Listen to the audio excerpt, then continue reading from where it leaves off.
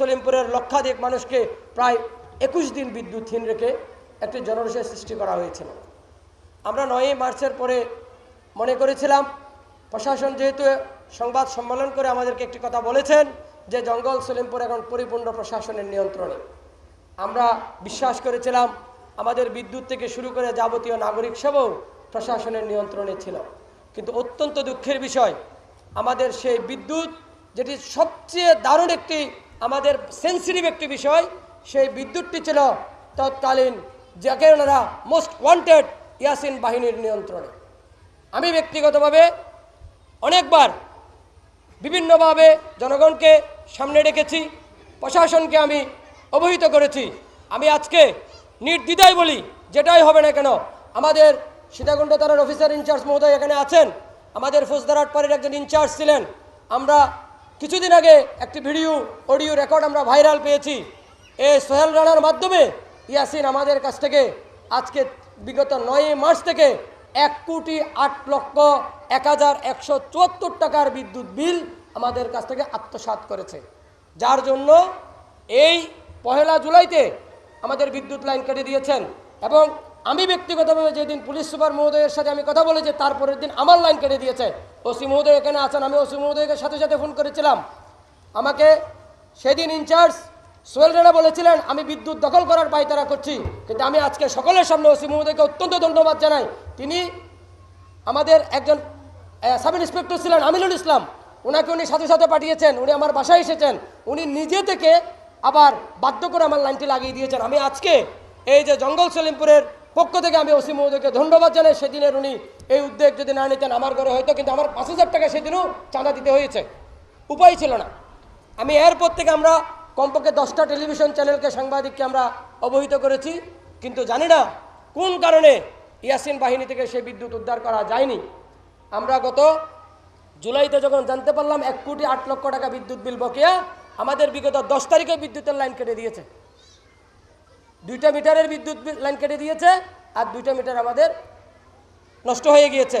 এই 10 মাস তারা ক্ষমতায় ছিলেন, 10 মাসে তারা 450 মিটার বিক্রি করেছেন, যাতে লোডের ক্যাপাসিটি ছিল না।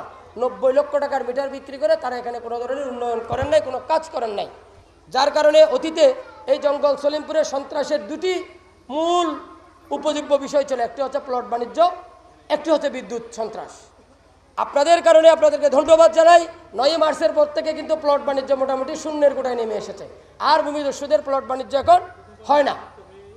পরবর্তীতে কিন্তু এই বিদ্যুৎ সন্ত্রাসটা কিন্তু আমরা দুঃখজনকভাবে আমরা শেষ করতে পারি নাই, যার কারণে যখন জুলাই মাসে 1,08,00,000 টাকা বিদ্যুৎ বকেয়া হলো, আর কেউ বিদ্যুৎ নিয়ে মাথা ঘামাচ্ছে না। আমি আজকেও আবার ওসি মহোদয়কে ধন্যবাদ জানাই। যখন বিদ্যুৎ নিয়ে আমাদের 1 নম্বরে একটি বিক্ষোভ সমাবেশ হয়েছে, ওসি মহোদয় ভিডিও কনফারেন্সে আমার সাথে কথা বলেছেন সমস্ত জনগণের মধ্যে থেকে, তখন উনি চেষ্টা করেছেন এবং এক্সিএন মহোদয় থেকে চিফ ইঞ্জিনিয়ারকে বলেছেন আজকে আমরা জনগণকে সহযোগিতা করে 35 লক্ষ টাকা দিয়ে কোনো রকমের বিদ্যুৎটা পুনঃসংযোগ করেছি।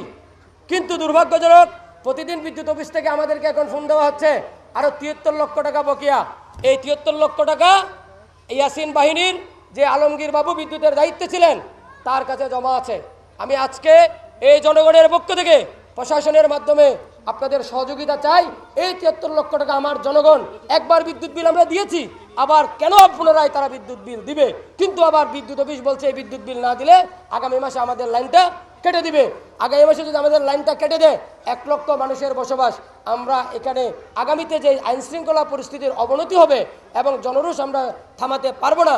সেই বিষয়ে আমি আজকে যারা প্রশাসনের সর্বোচ্চ মহলের নেতৃবৃন্দরা, আপনারা প্রশাসনের কর্মকর্তারা এসেছেন, আপনাদের প্রতি আমাদের অনুরোধ থাকবে আপনারা যেভাবে পারেন আমাদের জনগণের এই দুর্ভোগকে লাঘবের একটি মহা চেষ্টা করবেন। পাশাপাশি সন্ত্রাস নিয়ে 2 মিনিট কথা বলে আমি শেষ করে দেব। আমাদের এখানে এখন প্রকাশ্যে কোনো সন্ত্রাস নেই। এখন আমাদের কিছু সন্ত্রাস, বিশেষ করে স্কুল মাঠ, আমি আমাদের ক্যাম্প ইনচার্জ যিনি আছেন এবং ক্যাম্পে যারা আছেন ওনাদেরকে অসংখ্য ধন্যবাদ জানাই। ওনাদের যে তৎপরতার কারণে স্কুল মাঠ থেকে আমাদের লোহার ব্রিজ হয়ে মেইন রোডে আলহামদুলিল্লাহ কোনো সন্ত্রাস মোটামুটি একদম মুঠেই নেই বললে চলে। কিন্তু এগুলো একটু রিজার্ভ এলাকা হওয়াতে মাগরিবের পর থেকে রাত 8টা-9টায় এখানে কিন্তু এই সন্ত্রাসগুলো কিন্তু কোনো পেশাদার সন্ত্রাস নয়, এগুলো কিন্তু 90 গজে ওঠা কিশোর গ্যাং যেটাকে বলা হচ্ছে। ইতিমধ্যে আমি আবারও বিশেষ করে আমাদের ক্যাম্প ইনচার্জ থেকে সীতাকুণ্ড প্রশাসনকে ধন্যবাদ জানাই। কয়েকদিন আগে একটি ঘটনা ঘটেছে, দুইজন একদম মোস্ট ওয়ান্টেড যারা সন্ত্রাস ছিল তাদেরকে গ্রেপ্তার করেছেন, এটার জন্য আমি আবারও ধন্যবাদ জানাচ্ছি। আমি মনে করি এখানে আমাদের যেই জনপ্রতিনিধিরা ছিলেন তাদের মধ্যে কেউ নেই। এখন আমাদের এই টোটাল 10টি সমাজে 1 লক্ষ মানুষ, এখানে কোনো সমাজ কমিটি নেই, নগর কমিটি নেই। আমি আজকে আমাদের যেহেতু ডিআইজি মহোদয় আসছেন, আমি এসপি মহোদয়কে বলছিলাম আমাদের এই টোটাল এলাকাটা পরিচালনা করার জন্য একটি পরিচালনা কমিটি যদি সরকার থেকে কোনোভাবে করে দেওয়া যায় তাহলে সুন্দরভাবে একটি ভালো মানুষগুলো দিয়ে এই এলাকাটা পরিচালনা করলে সন্ত্রাস মাদক সব কিছু নির্মূল হবে। অন্যথায় আমাদের যে এখনও আমরা যেটা দেখছি পাহাড়ে পর্বতে বিভিন্ন দিকে এবং একটি গোষ্ঠী আমাদের পিছনে লেগেই রয়েছে, এই বিদ্যুৎ নিয়ে বিভিন্ন মানুষকে উস্কানি দিচ্ছে। আমরা যখন বিদ্যুৎকে বাঁচানোর চেষ্টা করছি, একটি মানুষ উস্কানি দিচ্ছে আপনারা বিদ্যুৎ বিল দিবেন না, আপনারা রাস্তায় যান, আপনারা রাস্তায় চলে যান। আমি প্রশাসনকে একদম অনুরোধ করব, জনগণের পক্ষ থেকে, জনগণ এত দারুণ এত সমর্থন আপনাদেরকে দিয়েছে, আপনারা যদি এই বিষয়ে একটু উদ্যোগী হলে আমাদের এই সন্ত্রাসদের কুচক্রে পড়ে আমাদের কোনো মানুষ রাস্তায় যাবে না।